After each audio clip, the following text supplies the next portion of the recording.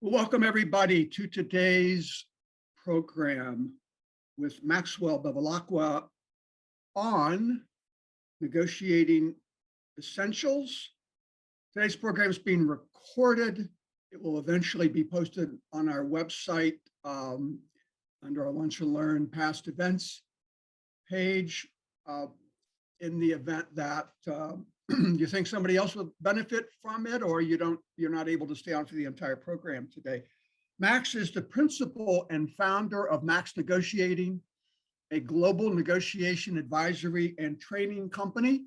He works with leaders in tech, ransomware, and law to update negotiation operating systems. Welcome, Max, to the DC Bar. It is all yours. Well, thank you so much for that generous introduction, Dan, and thanks for having me, and to Caitlin as well. And thank you for spending your morning with me. I hope you won't regret it. And I'm going to do my best to give you as much as I can. We're going to go for about an hour, hour and a half. Hop off whenever you need to. The size of a group like this dictates that we can't be as interactive with one another. But I just want to extend the invitation that if there's something in particular that you want to learn more about, I'm happy to give you 5,000 to 10,000 book recommendations. So please don't be a stranger, and I'll give you my email at the end. So Dan, I'm just gonna go ahead and share my screen. And I'm gonna invite anyone who wants to come on camera to do it because I like seeing people's faces. Of course, we're in a negotiation, so operate according to your own interests. Hey, Ben. Great. So let's get right into it. The rule in Shelley's case, I'm just kidding. We're not doing that. And I'm also not a lawyer. So we definitely won't be doing that. As Dan so kindly said, we're here to talk about negotiation essentials. My name is Max Bevilacqua. I run this negotiation advisory and training company. I studied negotiation and conflict resolution at the Fletcher School of Law and Diplomacy. I joined the teaching team at Harvard Law School. So I've worked with lawyers before, though I'm not one myself. And after graduating, I worked for a few years at Vantage Partners, which works with US military and larger corporations. In 2020, I started my own firm where I work with the Harvard Humanitarian Initiative. I work with tech companies, customer service teams, and Group Sense is a cybersecurity company. So I advise on ransomware negotiations. And that's probably my favorite thing to talk about. So happy to talk about any of these things later. I just want to frame where this material comes from because I think it's powerful. The Harvard Negotiation Project, or HNP, was started in 1979 by a professor named Roger Fisher. And Roger Fisher was looking to bridge the world of academia, everything that had been written about family systems, interpersonal influence, economics, game theory, and to bring it into the world practically with what was going on. Back then, it was Israel and Egypt. It was an Iran hostage crisis. It was Ecuador, Peru. It was apartheid. And Roger Fisher and his disciples, who were my teachers, put these things that I'm about to show you, and you may have already seen, to work. And so I think that's really exciting because these are real examples of things in work. You'll see in the bottom right-hand corner in here, most of the ideas you can find in Getting to Yes. So if you haven't already come across it, great idea to check it out. Difficult Conversations and 3D Negotiation. So just to frame things before we hop right in, I'm not here to teach you how to negotiate. That would be presumptuous. By virtue of being here, by virtue of being lawyers, you're already, I suspect, very good at this. So the goal here today is more to raise awareness about why we do what we do, to increase the space between our emotional reactions and our strategic responses, and to just get curious about why we prefer what we prefer in terms of resources or even our conflict style. How do we show up in a negotiation, and how could we possibly be more effective? And that's not just what could you do better, of course there's that, but also what are you doing right now that's working well for you that we want to cement and make sure you're still doing. And also insofar as you're connected with one another here, please do use lateral learning as an opportunity to talk and share notes, because I think expertise in negotiation is something of a misnomer. Everyone's working on it. Okay, so we're going to start with a game. This is called the bidding game. And here are the rules. Whoever has the highest bid wins this $20 bill. Okay. The catch is that the second highest bidder must also pay their bid. So the first person, let's say they get it for $5. Great, they pay the $5, they get 20. But the second person, the second highest bidder also has to pay their bid. The bidding is going to start at $1. You can only bid in $1 increments. And the game will conclude when I finish the sentence going once, going twice, sold, without the interruption of a bid. I'll open the chat in the event someone would like to bid via chat. And are there any questions about bidding on this $20 bill, which will start in $1 shortly?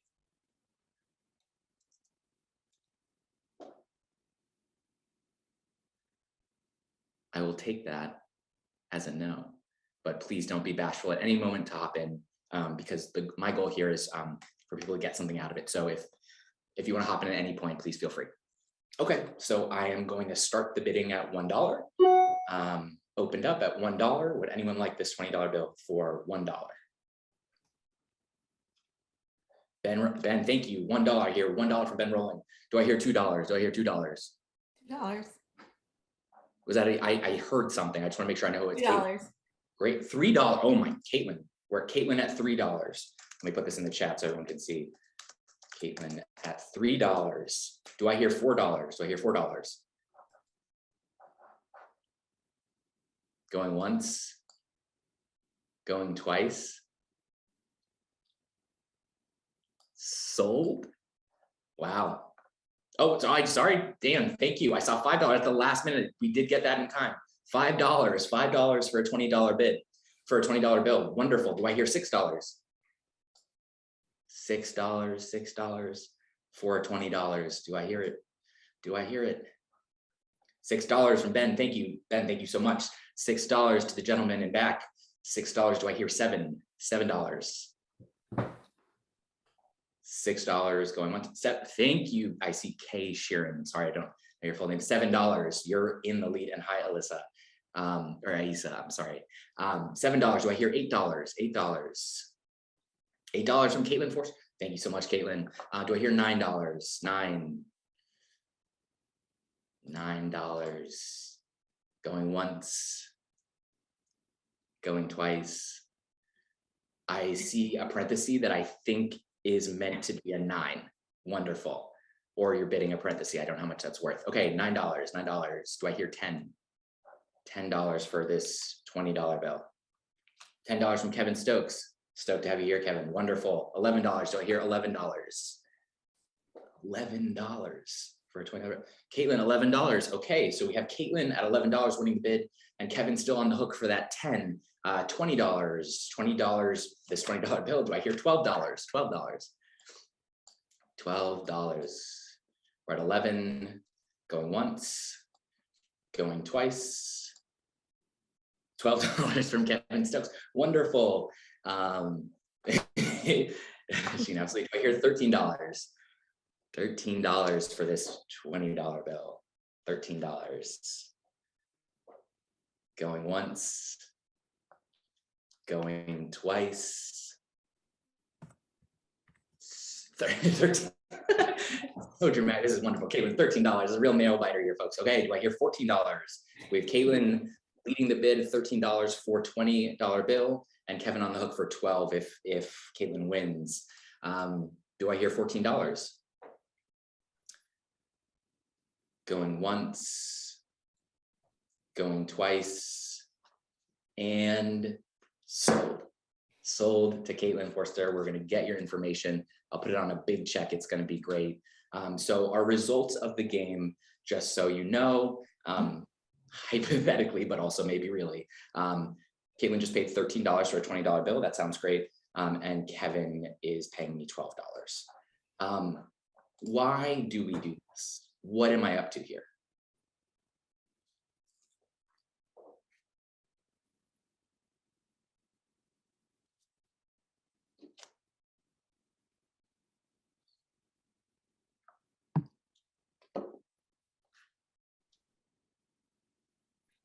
It seems like the person with the second highest bid has an incentive to keep bidding up to avoid the loss. Yeah, absolutely. Ben, that loss aversion is one of the dominant themes in negotiation, which is that when people enter a negotiation, most of us are negotiating not to lose. And that mindset and the things that we do when we think like that often come off as defensive. And we have something of a prisoner's dilemma where we're both wondering if we can trust each other, but our defensiveness leads us to a suboptimal outcome. And I would argue that Kevin is not in the most optimal space. What else? Why else? How does this at all simulate a negotiation in the real world? Does it?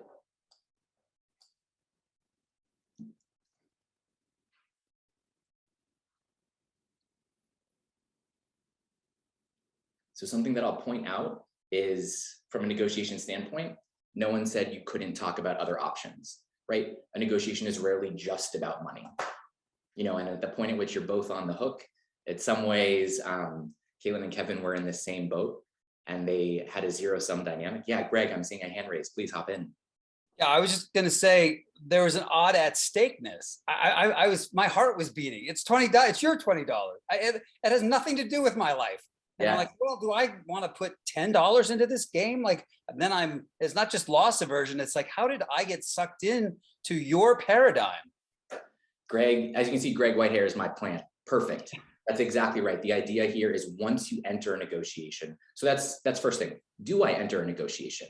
We have a portfolio of interests, and in every negotiation, sometimes we're trying to maximize for time, sometimes value. We don't want to enter every negotiation. You know, if I wouldn't trust a negotiation trainer or expert that told you, yep, you need to win every one. In fact, I would argue you won't have the social or political capital to do that. So you need to choose, do I even want to enter this negotiation? And part of the way that we're going to determine if we enter a negotiation is based on our alternative.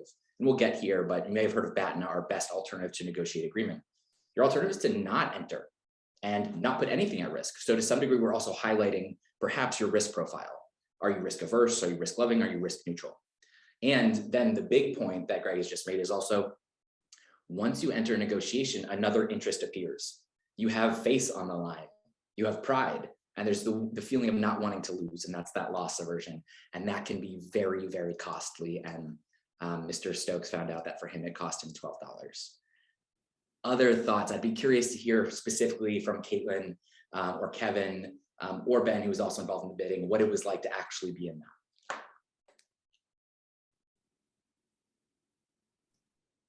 Nerve-wracking. Yeah. Yeah. Can you say more? I think feeling like I won was sort of what I was after, and not feeling like I lost. Like that loss aversion. But I probably, if we had gotten much over $13, I might have stopped bidding. Yeah, Caitlin, thank you. That's another incredible point, which is that something else appears in terms of value, which I would call pride. There are other business school type games like this. For instance, one is called the Ultimatum Game, which, sorry, we don't have time to play, but basically the story is two people stumble across $1,000. The first person suggests a divide, and if it's acceptable to the receiver, that divide works. And if it's not acceptable to the receiver, no one gets any money. So what you normally find is that if people say they'll split it in half or more generously than that, someone will accept it. From a classical economic standpoint, you should accept anything over $0. But when you're engaged in this zero-sum mindset, there's this desire to win, and that becomes both valuable but very costly.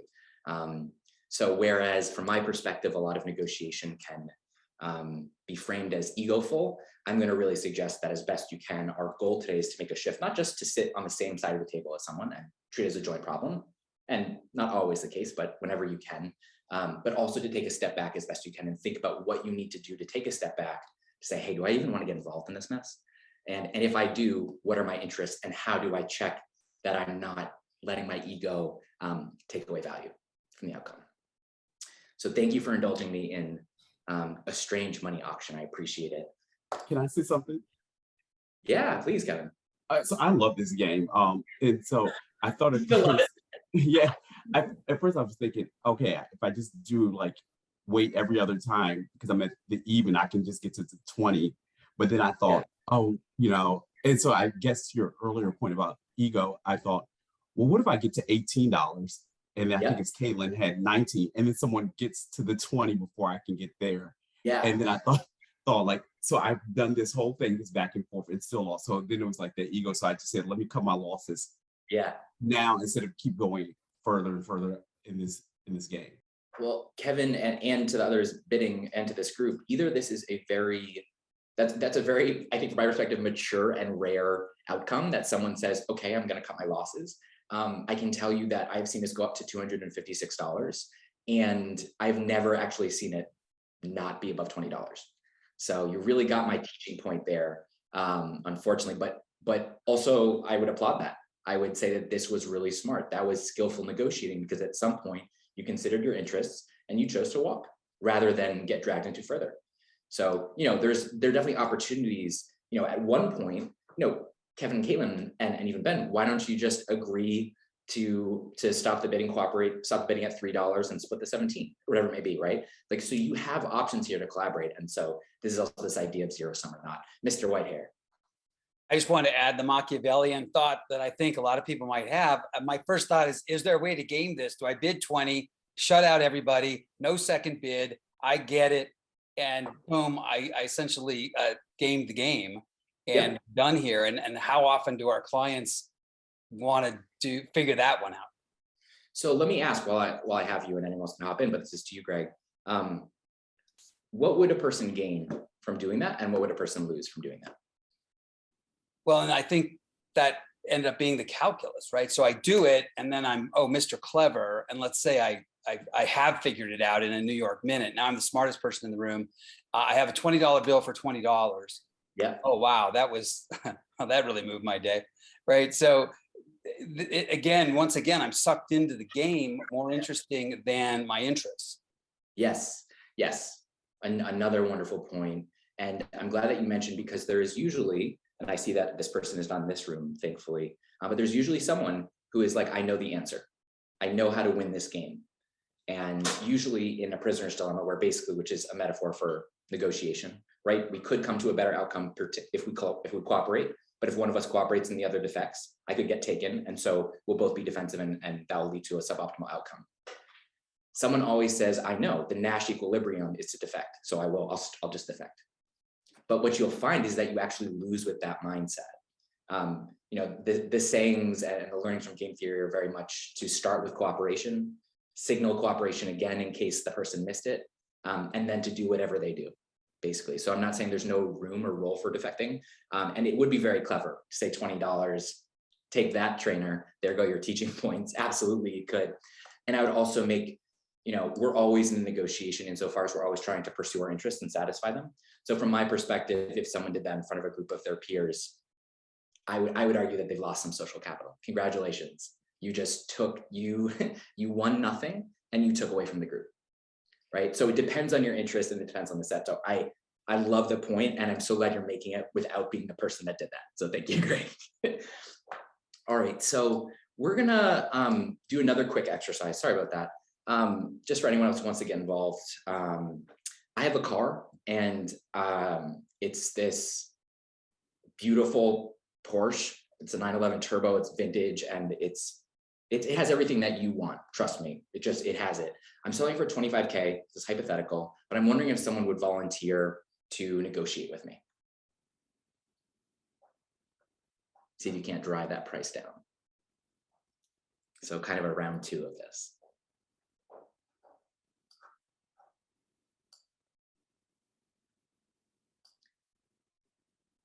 And today we're going to frame the person that volunteers as the person that actually doesn't have to do work and just gets to play and experiment and get learning. And everyone else I'm going to rely on as coaches and observers to comment on it. So if you want to play and have an opportunity to experiment without repercussion, I would invite you.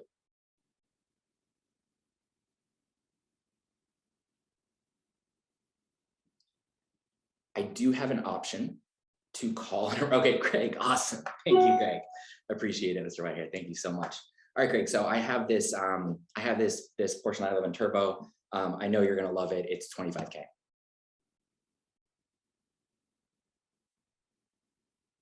How long have you owned it, Mr. Bevilacqua? Wow, that's a great question. I've owned it for about 4 years. How do you like to drive it? What's the thing that you love most about it? All right, Greg, you know what? You drive a hard bargain. I'll give it to you for $24K. You know how much I brought in my wallet today? I'm not going to tell you. It's kind of embarrassing. So I've got to figure out how, because I got to talk to some people. But here's what I'll do.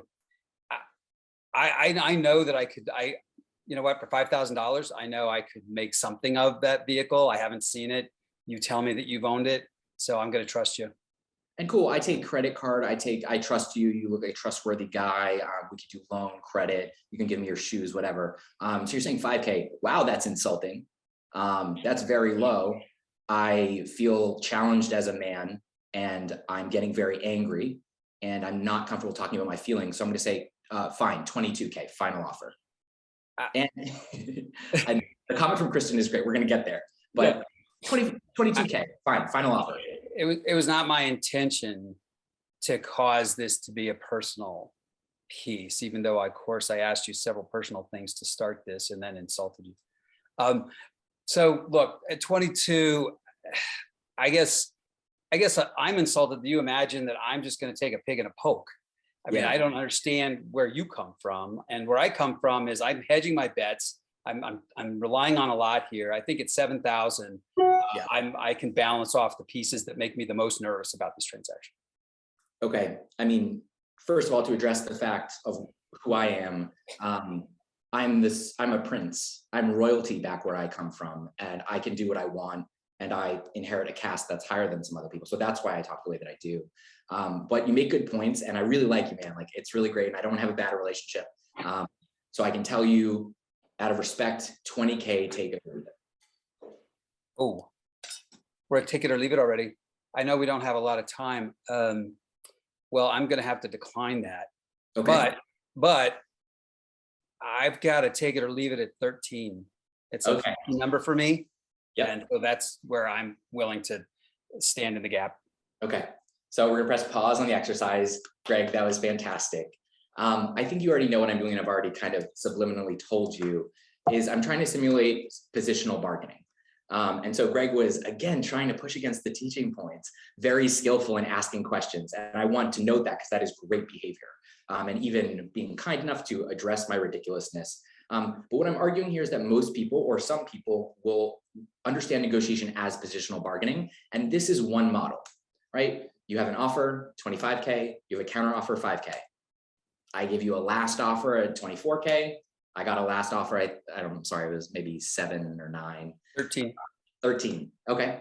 You know, we have threats and counter threats. You know, here's my final offer, or maybe my last final offer. And then either we can walk away, which we did, and walk to our BATNA, or maybe we'll split the difference. So my question is, what is good about this model? I think you can see that there's some value left on the table and that wears on relationship. What's good about this? When might you use this style?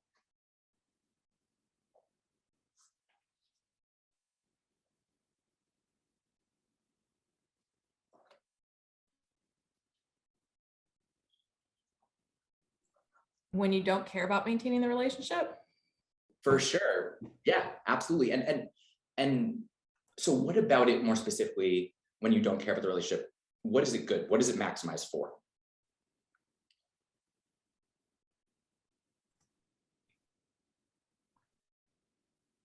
Time, probably. That's pretty Yeah. much time. Yep. 100%. It's quick. It's very quick. And so if I'm, about to hop a plane and I'm in a bazaar and I see a scarf I really like, I'm not gonna suggest hours of active listening and empathy and relationship building. I was like, great, haggle, do that. Great, Peter, absolutely. It maximizes for time. What else is good about it before we talk about what's not good about it?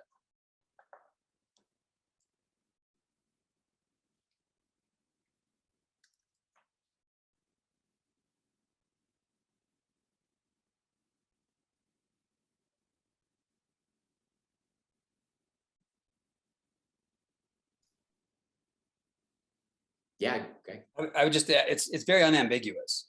Yeah. We're not going to have a breakdown afterwards. It's the number or the number. Yep. It's clear. The rules to this are clear. It's not complex. This is part of many cultural scripts. This is how you negotiate. I know how to do this dance. It's familiar. So it maximizes in some ways for convenience and ease. And it doesn't require a lot of prep either. So absolutely. And now to go to the other side, what's not great about this style positional bargaining?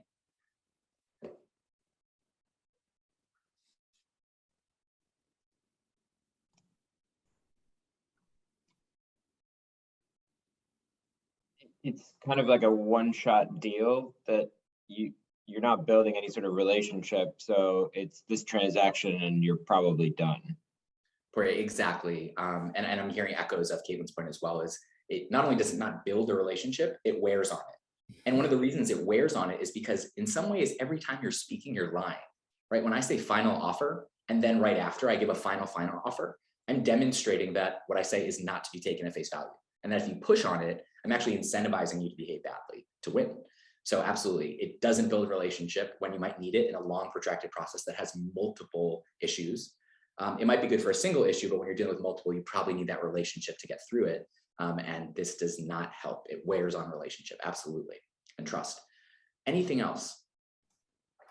It doesn't leave room for alternatives, like any sort of win-win. It's like you're kind of just negotiating against your initial offer. Yeah. You're always getting less. It's zero sum, and Yeah. that's exactly where we're headed. So sorry, just to review a few others. Yeah, it's quick, it's easy to understand, it feels productive, doesn't require a lot of prep, but it rewards obstinacy, it obscures interests, right? So you never find those things that you care about and create better options. And it teaches, you're always teaching someone how to treat you to some degree. And so it tells people, yeah, the more unkind you are to some degree, the better you'll do. Okay, so to Caitlin's point on interest and how it's this fixed zero sum idea, I want to move to something called the Pareto frontier that I want you to keep in the back of your head. Vilfredo Pareto was an 18th century Italian economist. He's known for a lot of things like the 80-20 rule. This one's the Pareto frontier. And as you can see, he postulated that in a world of limited resources, there's one access value to us, and there's another access value to them when we're engaging with another person in a negotiation per se. And most of us think about negotiation kind of like this positional bargaining, where I'm gonna ask for what I want, a pie, and I assume that you're gonna ask for what you want kind of down low, and it's fixed, right? And this is the mindset we're playing with. By the way, what do most people do to some degree? What happens here? Where do these outcomes land when we have this mindset?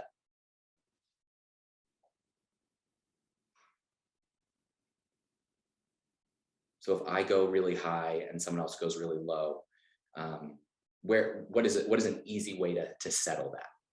Just meet in the middle. Yeah, split the difference. I love that.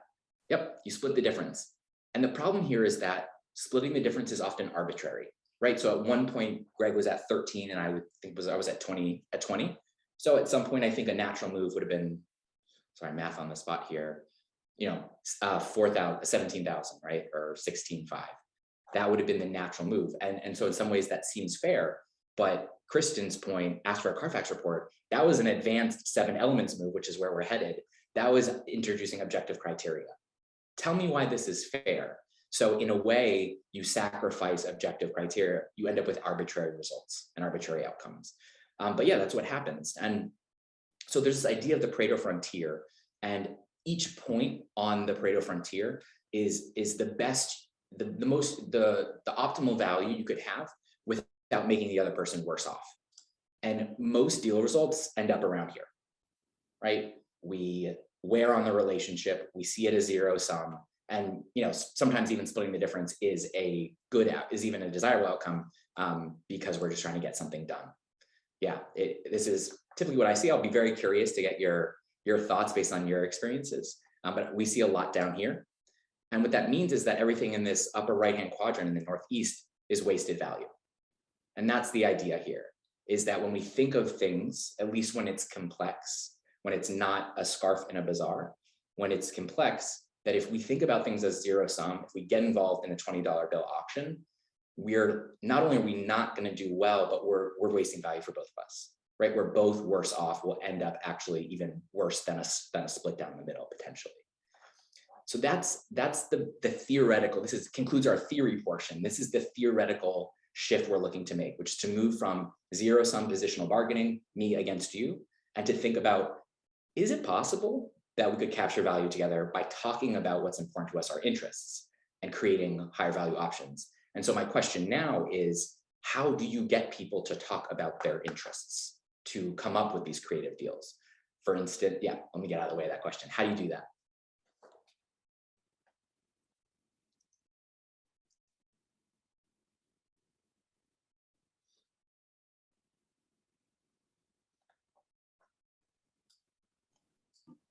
You could just ask them. Yeah, Gloria, you got it. Yeah, not a trick question here. You ask them. Absolutely. You have to ask people. And the idea here is that the fundamental division that I'm sure you're already familiar with is positions and interests. People don't speak in their interests, they speak in positions. I talk in terms of what I want. I want the lake house and 50K more than that. Okay, why? What is it? What would that do for you? Can you tell me more about that? Asking questions helps you get to their interests, and from interests, our motivations in negotiation, we can then build better options. And I do want to push a little bit for you, which is to say, if we just met, or maybe in Greg and I's negotiation, you saw him ask a really skillful question just like that. He was annoyingly skillful. Why didn't it work? Why was it easy for me to bat that away and just continue playing the game of positional bargaining?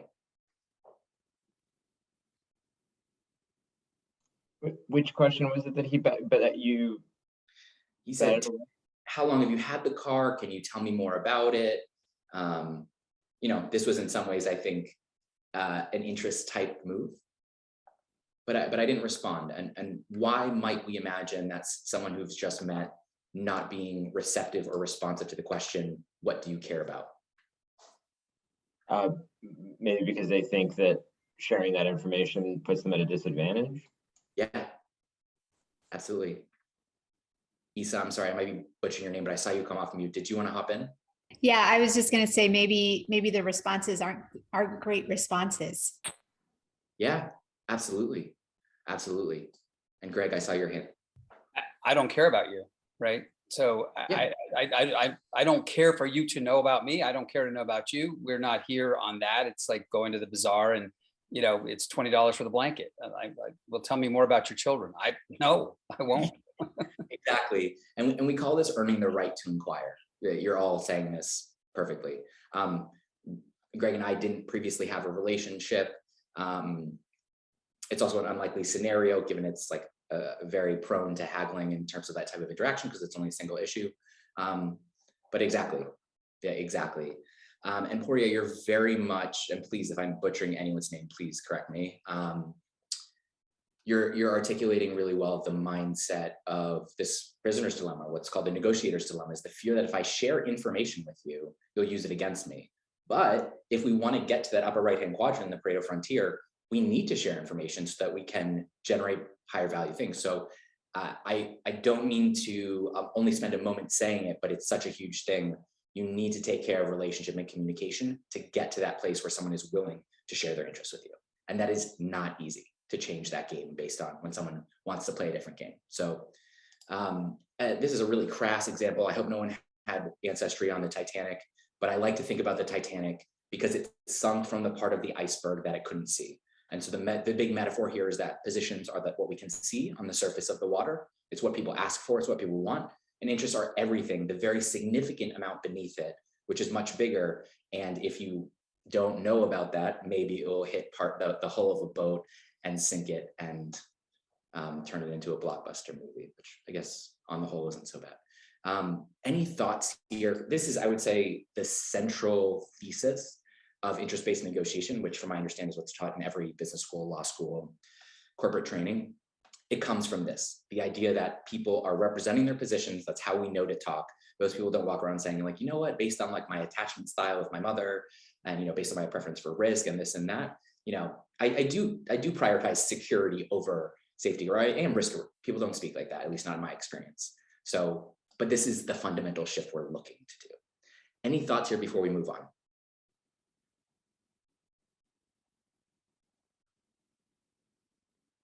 Cool.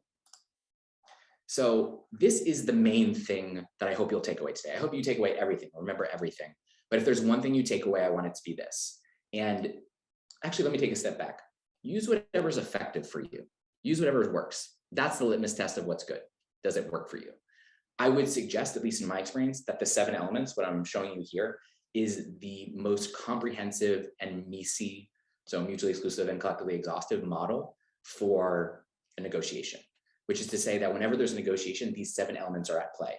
I'm going to go over the colors really quickly before the elements because I'm colorblind and I don't think this is the best palette. So I'm just going to say that relationship and communication should be the same color.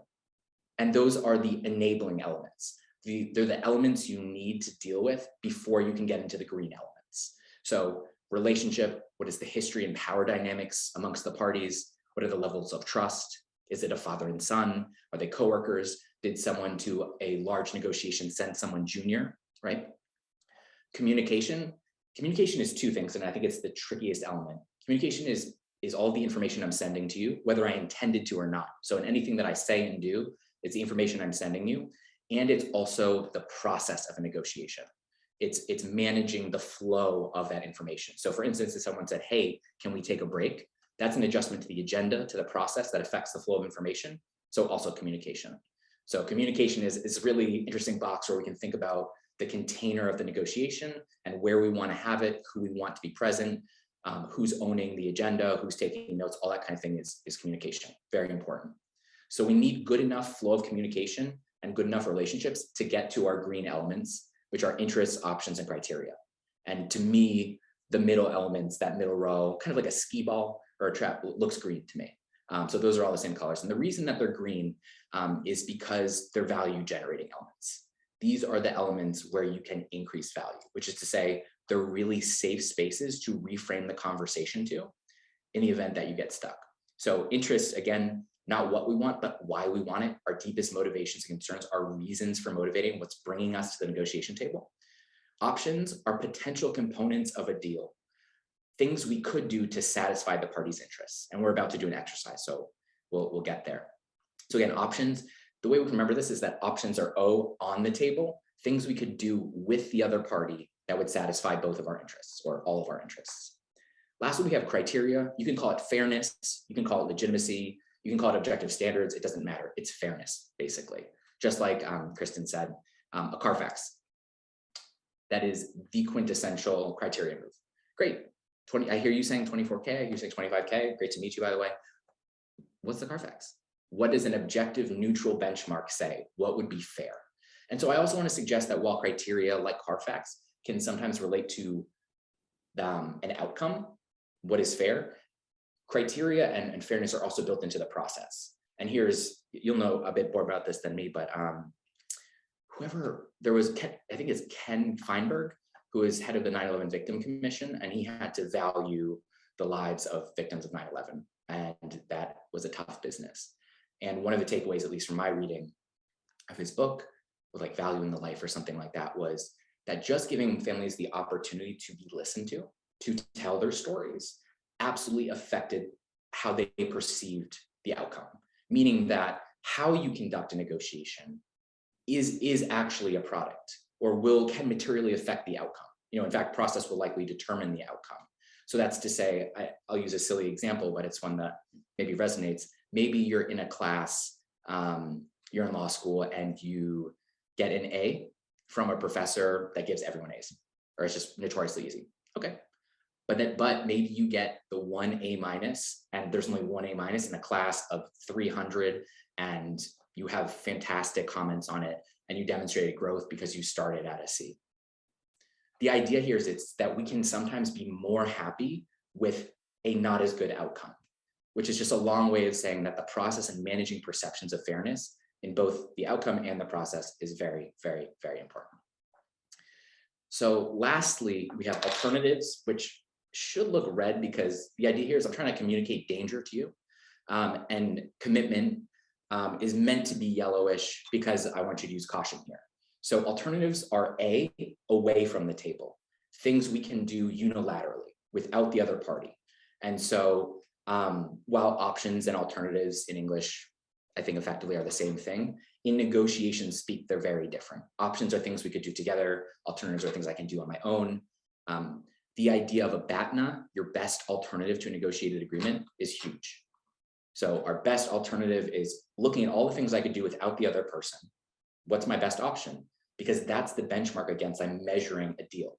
There's this weird idea of a need for closure where people will actually, there's something we run at Harvard Law called, it's an exercise called Chuck's Wagon. And basically it's a case that's designed to have no zone of possible agreement, but people still make a deal anyway. And it's this kind of cognitive bias where people think that success means making a deal and that walking away is failure. But in reality, we should never take a deal that is worse than our BATNA. So our BATNA is a source of so much power. When people talk about leverage, they're talking about BATNA. What could you do without the other party? And with that said, to bring up your alternative can be very escalatory, right? To say, okay, well, give me this $20,000 raise or I'm leaving. That's not going to be great for the relationship, right? It can very much escalate things. So definitely be very cautious about escalating with alternatives. Lastly, the seventh element is commitment. Commitment is the formal agreement of what you're going to do and when. So this is signing on the dotted line or a handshake, and it can look different in different cultures, which is important to know for sure. And we want to use caution here. The saying here is we want to be quick to commit on process. We want to be quick to manage, to negotiate the ground rules, and slow to commit on substance. Very slow on substance, right? So when I'm saying every time so let me ask a question. What, in terms of the elements, the move of take it or leave it, and by the way, Greg's response was fantastic. It was like, oh, wow, we're to just dispassionately say, oh, I see we're already there. That's surprising. It was a great reaction. What is take it or leave it in 7 element terms?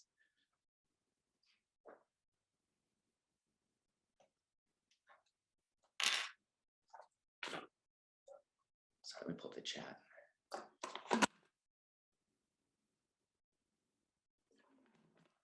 Any thoughts here on which elements, and there are 2 of them, are take it or leave it? Effectively, what is that? Number 2, absolutely. Communication is always at play, Manuela. Absolutely. Anytime we're sending signals, so it sends a lot of signals. Where else is it also?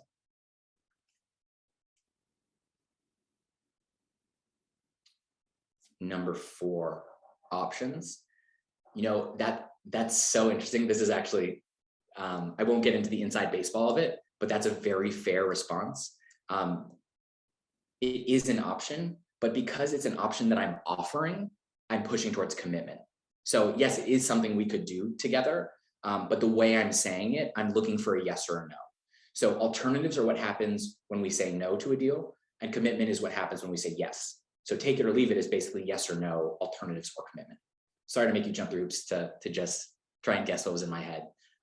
But I'm encouraging you to use the 7 elements in whatever formation makes most sense to you. I do it as a periodic table because I think these are always present and it's helpful and cute, but it's drawn in other ways. Use whatever's effective. And while you're having conversations, watching TV, listening to podcasts, I will challenge you to test yourself and quiz yourself on which element am I on. And so generally speaking, the big takeaway here is that the green options are safe bases, right? You can reframe there. And that difficult tactics, which I'm sure as lawyers you've had some exposure to, or maybe even been a part of, happen beyond those. Relationship, communication, alternatives, and commitment are where most people tend to negotiate. And that's where difficult tactics can happen. A take it or leave it, a threat, alternatives. Pushing someone on commitment when they don't want it, that's commitment. Attacking someone personally, that's relationship or communication. Showing disrespect, communication and relationship.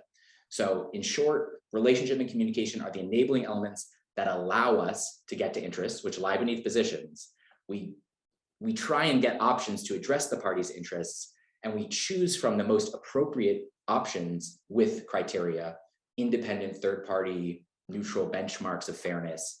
And we see if we have a commitment insofar as it's better than both of our alternatives. Of course, that is never the flow of a real negotiation, but this is the theoretical tool that I'm going to be referring to.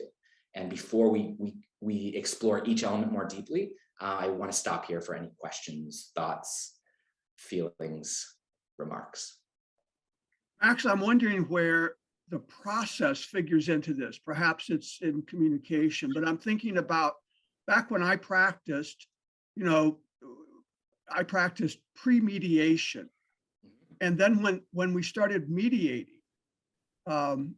things got better. I mean, things resolved faster, and we were face to face. We were in the same space.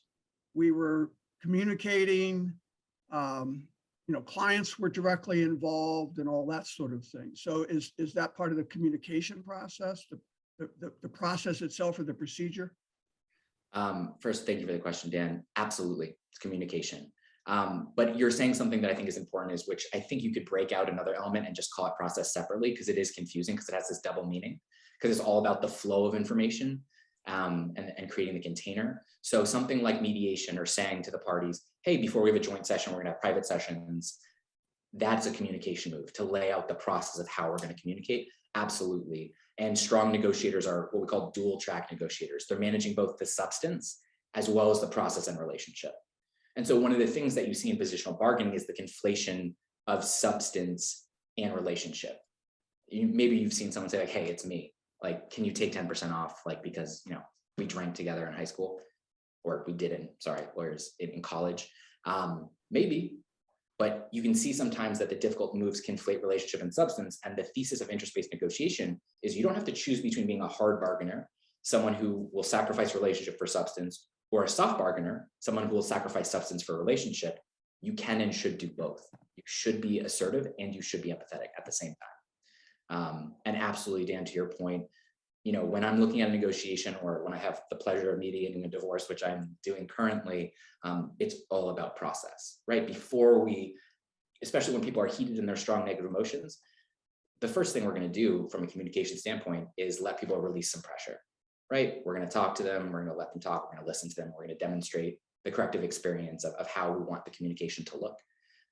So communication is this wonderful three-dimensional box of a lot of stuff. And I think it was Emanuela who noted communication when I was asking what the elements. Communication is, as far as I know, is never not at play, because even when we're not speaking to each other, people are measuring the amount of time between emails, responses as communicating something, right? And we have fundamental attribution error, which is to say if something impacts us negatively, we assume it was intended negatively.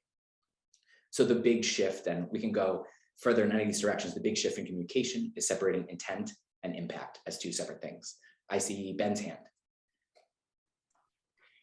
Yeah, can you talk a little bit about the relationship box? And I'm thinking in particular about like lawyers oftentimes engaged in negotiations where you might have a relationship with the opposing counsel, but then our clients also have separate relationships that are inevitably, you know, intertwined in the negotiation. And oftentimes they have lawyers engaged because that relationship is in shambles already, which creates real negotiating barriers. I was hoping you could talk about those sort of like parallel relationships in a negotiation. Such a good question. And especially for lawyers, you have, I think, a special, sometimes separate factor here, which is the principal agent tension, which is, first of all, as a representative, it would be, I think, silly not to imagine that human beings have biases and preferences. So you have your own interests as a lawyer. And if you're meant to represent the interests of your client, that's a relationship that needs management. And then you have another set across the table, at least another relationship between lawyer and lawyer, relationship between lawyer and that other lawyer's client, as well as the client. So if you draw the lines to it, becomes exponentially more and more complex. So the idea here is, in terms of principal and agent, is really to be aware of that tension, because sometimes you'll get something very difficult, like if I'm a lawyer and you're talking to me, Ben, and saying, hey, you know, like, can your client budge at all on this? I would love to do it. I know it's unreasonable, but they're telling me to do it. That's using a principal agent in a way that you might want to name. Hey, I totally hear that this is something you're saying you want to do, and you're saying that your client doesn't. And maybe the move here, to use the 7 elements, because we always want to kind of go green, maybe it's criteria. You know, I really like you, and I'd love to do that. And I'm so glad that you are as reasonable as I am. We need to be evaluating the outcome based on objective standards, what the law says, precedent, et cetera, et cetera. And, you know, sorry. Or maybe we need to, maybe there's a communication process move. We say, hey, okay, maybe we need to convene and let's talk it. I'd love to hear from your client if you're willing to let them speak here. I'd love to understand that better. Because there is this concept too, that just listening to someone, not agreeing with them, and talking is not agreeing, just listening to someone, they say it's the cheapest concession you can make. And people don't change their minds until they're heard. And you can't influence someone unless you know where their mind is. So relationship is huge. And Ben, thank you so much for bringing it up, because that principal agent tension is unique to your profession. It can be used in other ways. Like, actually, Greg used this, Mr. Whitehair used this. I might need to talk to some other people, right? Before I buy that car, I might need to talk to some other people. Great. And that's a great move from a commitment perspective to slow things down. I think that's great. And I can imagine that managing your relationship with client, lawyer to client, lawyer to lawyer, and lawyer across the table to other client, absolutely challenging. And so you'll want to be really thoughtful in that communication box. So just to dig a little bit deeper, because you're asking, relationship and communication always go together. Like when I'm sending information, it affects our relationship, and our relationship is based on how we're communicating. So they're very much entwined.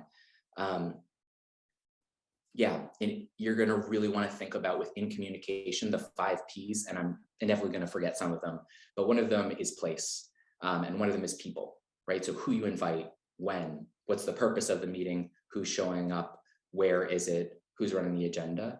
So when you're thinking about relationship and managing that principal agent tension, that might affect this, not just who shows up at what meeting, but the sequence of those meetings. And I'm thinking especially in mediation, to deal with private sessions first before convening a joint session. Absolutely. And in negotiation speak, when we're mediating, I'm happy to go there, because from my perspective, a mediator is simply a facilitator of negotiation, kind of being the referee of negotiation, to say, hey, clearly you're not in a space where you have the relationship and communication to talk to one another. I need to talk to you separately, which is a relationship move, to change the players, swap out the relationship, fresh slate, and let me listen to your interests, because you have an interest, just like in the $20 bill auction. Once you're involved, you have ego. You need someone to listen to, and if they're not doing it, I'll do it, right? Ideally, I think that's what someone would do. Sorry to ramble. Thoughts from Ben or anyone else before we move on? Cool. Oh, I really appreciate the questions too, especially I'm giving you high-level theory based on the size of the group. And I'm most curious and excited to talk about how it shows up in your actual negotiation. So I actually enjoy most when people push back. So please don't feel like you need to sit on your hands or tongues. We're going to move into options. So options satisfy the party's interests, and options are on the table. So I'm going to need another volunteer, if someone would be so kind. I promise it's a light lift.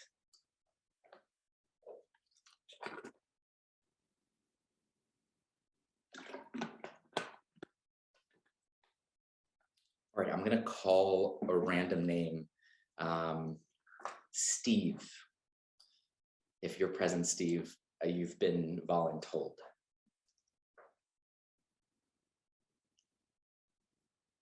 I'm going to take, right? Oh, cool. We got it. Hey, Steve. Sorry to pick on you. And I'm not sure, it might just be me, but I don't think that I can hear you. No. And everyone, which element is this? It's communication. When you can't hear each other, it's really tough. And when you're doing hostage negotiations over walkie-talkie and you're interrupting each other, that's also the element of communication. So we always want to think about ideal formats. And Steve, if that doesn't work, that's okay. I can call on someone else. But lovely to see your face. I'm sorry. Who would like to save the day? And save Steve, who is doing his best.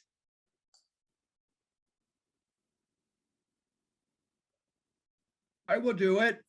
Great, Dan. Awesome. Thank you so much.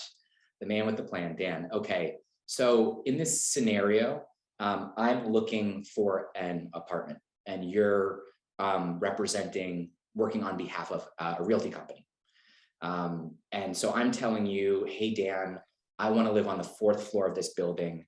You tell me, sorry, there's nothing available. And I say, this is a terrible experience. I never want to work with you again. How could you try and reframe that conversation into options?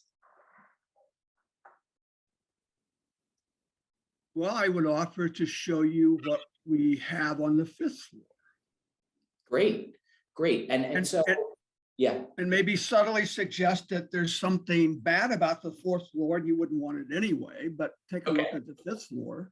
Yeah, people die on the 4th floor. It's terrible.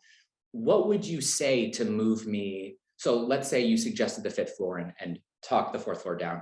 What if I said, sorry, I want the 4th floor? What moves come to mind for you?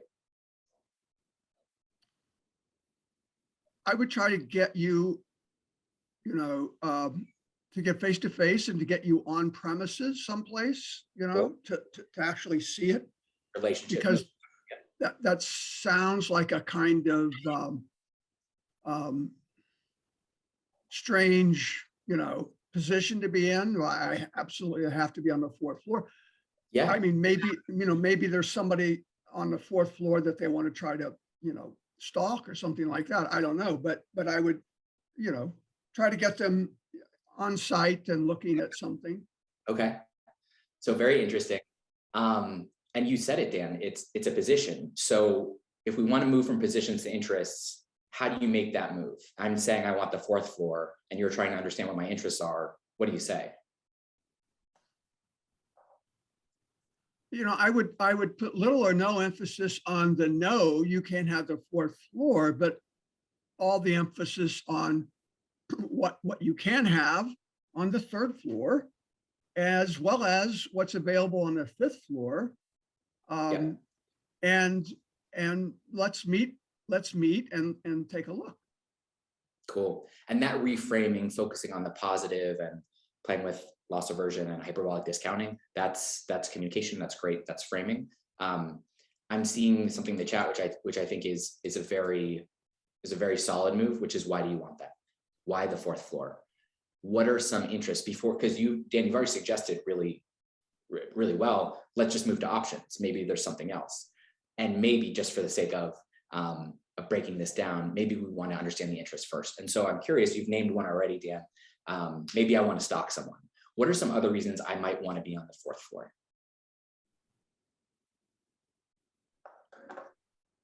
A particular view? Yeah, maybe a view. Yeah. Maybe the space is different, maybe the windows are taller. Yeah. It's lucky number. And I'm seeing your option generation as well. And it's great. It's in the green zone. Sorry to cut you off there, Dan. Yeah, those are all options. Those are all interests. There are a lot of reasons a person might want to live on the fourth floor. So Dan, knowing, let's say that the reason, having asked me why I want to live on the fourth floor, is because I need a view. And to me, it's obvious the fourth floor is the best view. What might be an option you could suggest, knowing that my interest is the view? Well, we have wonderful views, from just one floor up. I mean, even better views. Yeah. Because, even better views, from the fourth floor. And even, we even have some space on the eighth floor that's just spectacular. Yeah, absolutely. Absolutely. And I'm seeing great things in the chat too. Sorry, I'm not going to be able to catch all of them, but Manuela, Greg, Nasheen, absolutely. Option generation. And Dan, I think this is very naturally where you go, which is not an ability of everyone. If I cared about safety or privacy, maybe it comes out that I just don't want to be on the first floor, and I associate being on lower floors with being more vulnerable. What would you suggest in that case? Or what could you suggest? What are some options to deal with that interest? All right, I may have misunderstood you. So the person's position now is that they don't want to be on the first floor or close to ground level. They want it, the higher the better. If I said, and this is a great question that you could ask, where this really the case. Yeah, no, the reason I want to live on the fourth floor is because I just think when people can access the lower floors more easily, I just feel all right. All right. Well, certainly then, that in some respects, the higher you go, the safer you are then. Yeah. So let me show you what we have, above the fourth floor, which is full. Perfect. So Dan, I thank you for being a sport here. What you're seeing is the process of option generation, and it's easiest to generate options once we understand interests. Again, this is not exactly how it happens, so I'm gonna get to that in a moment. But if it's the view, right, like Dan's saying, it could be the fifth floor, another apartment, another property. If it's safety, maybe it's better locks. If it's to get exercise to walk upstairs, maybe I provide you a Peloton, right? So there are multiple ways to address someone's interest, and maybe even ways that are more efficient than what you're asking for to begin with. We can't expect people to do anything other than follow their self-interest. So by understanding what their interests are, we might be able to come with better options. Something I want to say about this process, because it's not natural, is that option generation needs to be a separate phase of a negotiation. So in terms of the flow of a negotiation, generally you're starting in kind of like an information exchange process when you're just starting to sit down at the table and talk to each other. I would argue that your goal is to build as much relationship and positive communication as you can to get to interests and interest discussions and figuring out who should share, and kind of Poria, to your point about like who should share first. it's kind of not a question from my perspective of do you share everything or do you share nothing? The thought there is to budget your information and to test for reciprocity. Okay, I think we get a higher value outcome by talking about both our interests. I'll start. I care tremendously about the view or whatever it may be. But the idea here is that once you get engaged in the zero-sum positional bargaining, it is very hard, if not impossible, to then generate value. So most people skip to the distribution of value. And before we go there, and I think a great line to say is, okay, before we go to commitment or even alternatives, let's see what we could do together. Maybe we can't do anything and I can't change your mind. I'm wondering if there is something that's more Pareto efficient. Let's see if we can do that. And that's the idea. And so like one example to get brainstorming going, by the way, who's in the room will affect brainstorming. So sometimes having more senior partners in places can restrict that because there's this fear of judgment. But the way that you run an option generation session, assuming everyone understands it, is you say something to the effect of, these are options and not commitments. So let's even sign on the top of the page right now, no one's committing to anything. And there's also a non-evaluative element here too. When you're generating options, just generate. Don't judge at this point because it'll hinder that option generation. So something that we've done with teams is say, okay, whoever can come up with more options in 5 minutes gets this bottle of champagne, right? Make a game out of it. So this is a whole other skill set of assuming that we have the will of the parties, good enough relationship and communication, and we have an understanding of interests. What does it look like to generate options? And then another method I'll just throw out here is the one text method. Maybe you use this already, but just the idea that there's a third party neutral owning the document. And instead of asking what people want, you write out a proposal that you know is not good and ask them what they don't like about it. It's much easier for us to criticize. So, hey, what's wrong with this proposal? People will tell you, and then they'll tell you positions and you'll ask why. Okay, you're saying that you don't like that clause, why? They'll tell, and then you're getting those interests. And then you go back to the next draft and put in other options and say, why wouldn't this work? So that's one process for managing this that might be applicable to you. So options are just the things we could potentially do. And the story I have to tell, I don't think it's realistic. I'm going to say that right up front, but it's in getting to yes. The story is that there are two children fighting over an orange and a parent comes home and cuts the orange in half, gives half to each. It's fair, right? One child who wanted the fruit eats the fruit and throws away the peel. And one child, for whatever reason, wants the peel to bake a cake and throws away the fruit. And the idea here is that they're losing tremendous value because the parent didn't understand why they want it. I think it's unrealistic, but I have seen a niece and nephew fight over a hot dog because one wanted the bun and one wanted a hot dog. And I think if you looked at Israel, Egypt in 1967, the demilitarized zone in the Sinai is I think, very similar. Egypt just wanted, the reason they wanted that area was because they wanted to have sovereignty over it. And the reason that Israel wanted that area was because they wanted a buffer from tanks. Okay, give it to Egypt and call it demilitarized. You both win, right? So I'm not suggesting that every negotiation is like that. It's not, it just isn't. And sometimes it is, and it is worth, when in doubt, to ask yourself, do I understand the interests of the parties? And to Ben's point, do I understand my reactions as an individual human being? What about my interests with the professional cap on representing my client? What do I think are my client's interests? And how well do I understand them and how aligned are we? So a lot that I just threw at you there, and I just want to be mindful of time. Any questions there before we go to the last of the value generating elements criteria? I'm going to go there now, and because I'd like to stop talking a little, I'm actually going to show you a video. And this is just, you see the heading here, the power of fairness. I just want you to watch this, and I'm going to ask you what you observed. Ready? Eats it. The other one needs to give a rock to it. Apologies. All right, so this is a guy named Frans de Waal who studies chimpanzees in the Netherlands. He works with monkeys a lot, and he's studying moral behavior, moral and ethical behavior in monkeys. And so basically he does an experiment that I'll let him explain.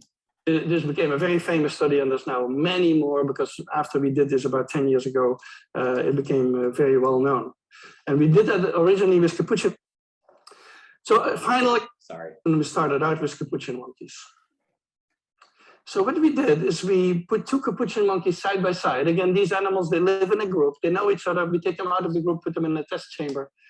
And there's a very simple task that they need to do.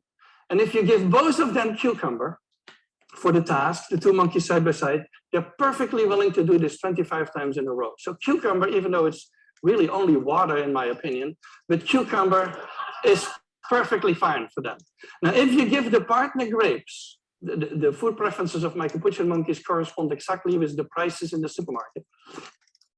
And so if you give them grapes, it's a far better food, then you create inequity between them. So that's the experiment we did. Recently, we videotaped it with new monkeys who had never done the task, thinking that maybe they would have a stronger reaction, and that turned out to be right. The one on the left is the monkey who gets cucumber. The one on the right is the one who gets grapes. The one who gets cucumber, note that the first piece of cucumber is perfectly fine. The first piece she eats. Then she sees the other one getting grape, and you will see what happens. So she gives a rock to us, that's the task. And we give her a piece of cucumber and she eats it. The other one needs to give a rock to us. And that's what she does. And she gets a grape. And she eats it. The other one sees that. She gives a rock to us now, gets again cucumber.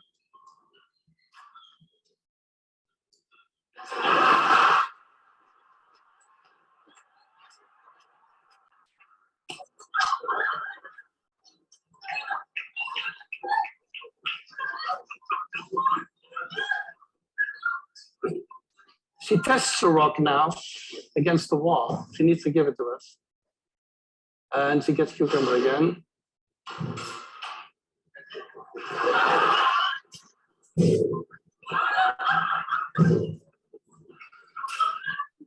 So this is basically the Wall Street protest that you see here.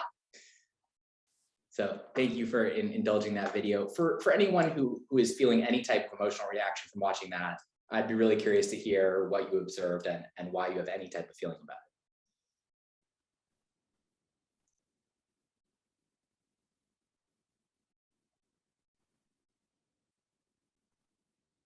And I'm going to do that thing, which is annoying, but it's a strong facilitation move, which is to call on someone.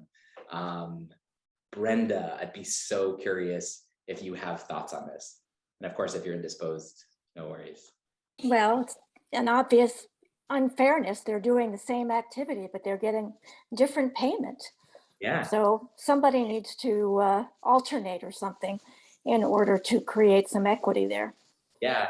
And so I think this is perhaps embedded in what you're saying, but when I hear inequity in pay for the same work, I'm thinking that this may very much relate to things that you experience and see in the world outside of the monkey species. Not necessarily, but that's what I see right there. They're Okay. both doing a task, so Yeah. they're not getting the same benefit from it. Cool. Yeah. Thank you so much, Brenda. Yeah. Other thoughts. It's funny. Maybe you're a younger sibling and you're identifying with one more than the other. Yeah. What are you thinking? And Greg, I'm seeing your hand. Yeah, I'm struck once again because they can see the other activity. It's like you said before, if you didn't know what the A's were, you only had an N of one, you, and your personal experience, you have no context. It might feel icky, who wants cucumber, but you don't know that there's actually truffles going down next door. So that awareness is actually a mess for the negotiator. And what you're saying is really powerful here, which is really that process affects very heavily the outcome. So if these monkeys are not able to see each other, maybe the first one is having a great time and eating cucumber, right? But the fact that someone would prefer to throw away value to satisfy their interest of punishment in some ways, or of demonstrating that unfairness, you watch people throw away value all the time just because it's not fair, right? It's just this like very visceral thing that's built into us. Absolutely. Other thoughts here? Pori, I'm seeing a hand. Basically, the notion of fairness, it predates humans. And it's incredibly powerful. Yeah, exactly, Pori. This is in us. It's hardwired into us. In some ways, you could argue that fairness or objective criteria is such an important interest that's why it's broken out as a separate interest, or as a separate element in the 7 elements. It's so important that it deserves its own category in terms of process and outcome. I I'd be surprised if anyone didn't have a reaction here or hasn't identified with a feeling of unfairness. We won't go into the family systems of it all, but a very strong internal ledger of what's fair and what's not, that we're kind of always keeping to some degree. So I'm encouraging you to be aware of what are the things in particular, what are your hot buttons, the things that most readily prompt a reaction of unfairness in you, and be aware of them and think about how you want to handle those situations.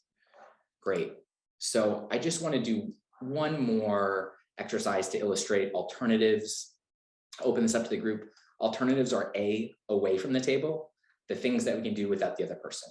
And you always have alternatives. Even if someone has a gun to your head and it's not a great situation, you still have that choice. So this is very Viktor Frankl, Man's Search for Meaning, that you can't control what happens to you. You may have your liberty restricted, but freedom is the ability to respond to aversive or positive stimuli however you like. And the space in between your reaction that's built in and what you do is what I would call the negotiator's pause. And so as much as you can, however you do that, whether it's journaling or working out or whatever it may be, talking to someone else is usually a great way to do that, of making sure you're using your neocortex and not your emotional brain. I'd recommend that you do it, and you always have alternatives. So let's just say I have a bike here, and I'm selling it for $600, and you're looking for transportation. What is your BATNA if you're prioritizing time, right? So if you're interested in time, what's your BATNA to this negotiation of me selling you a bike?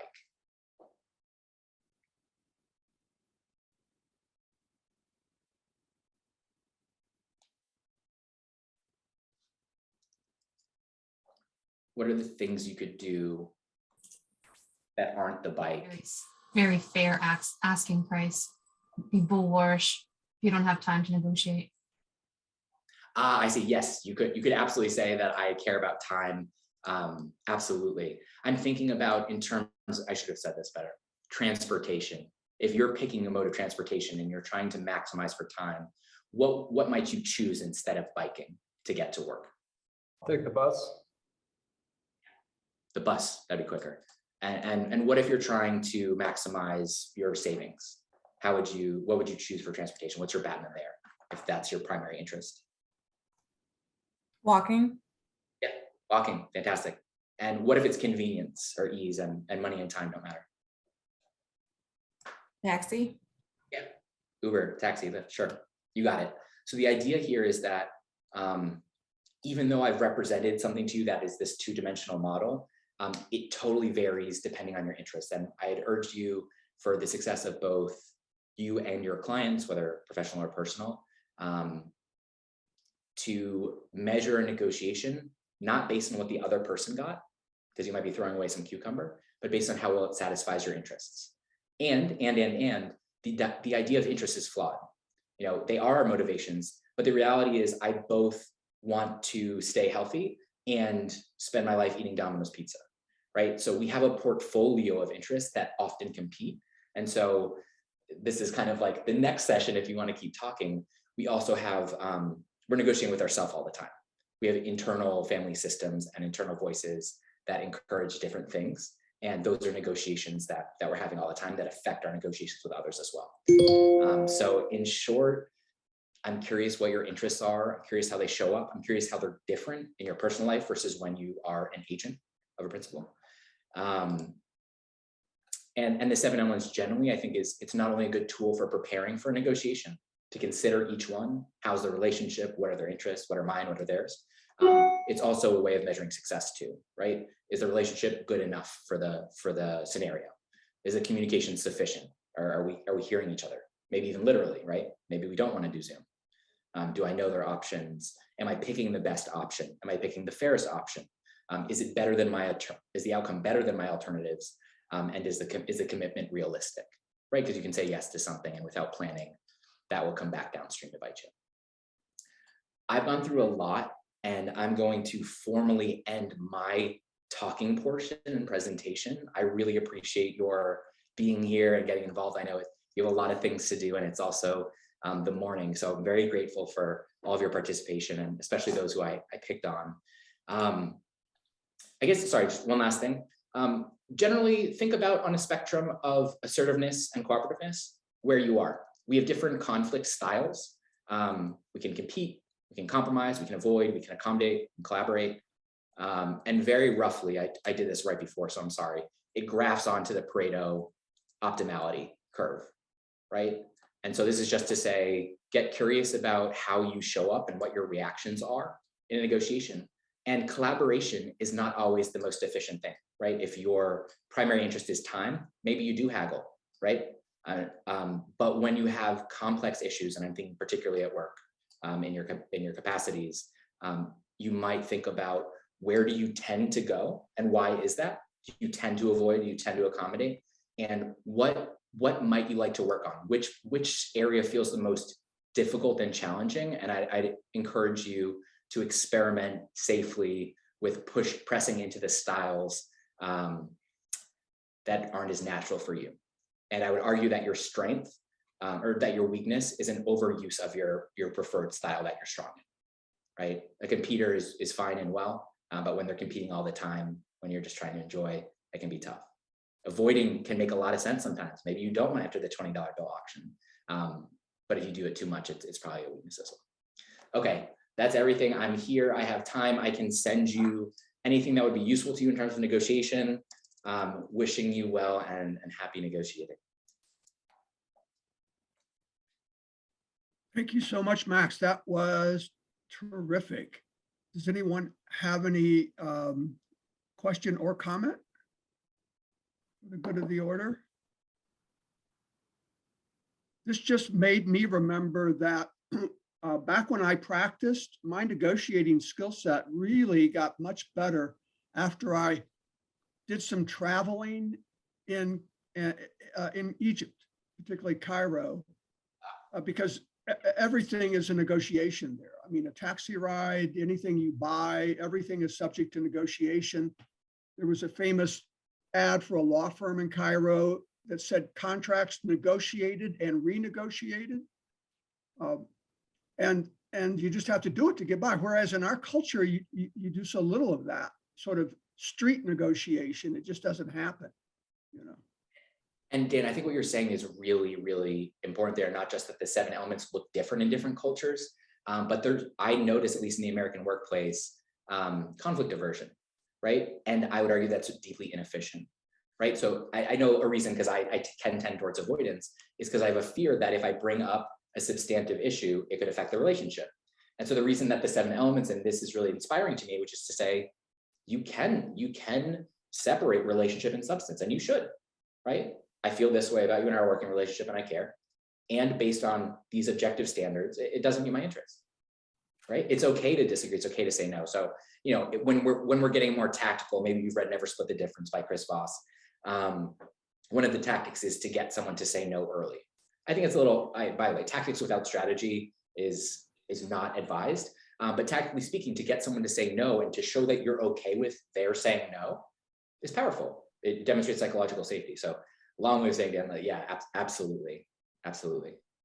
Get out there and have the exposure therapy of conflict.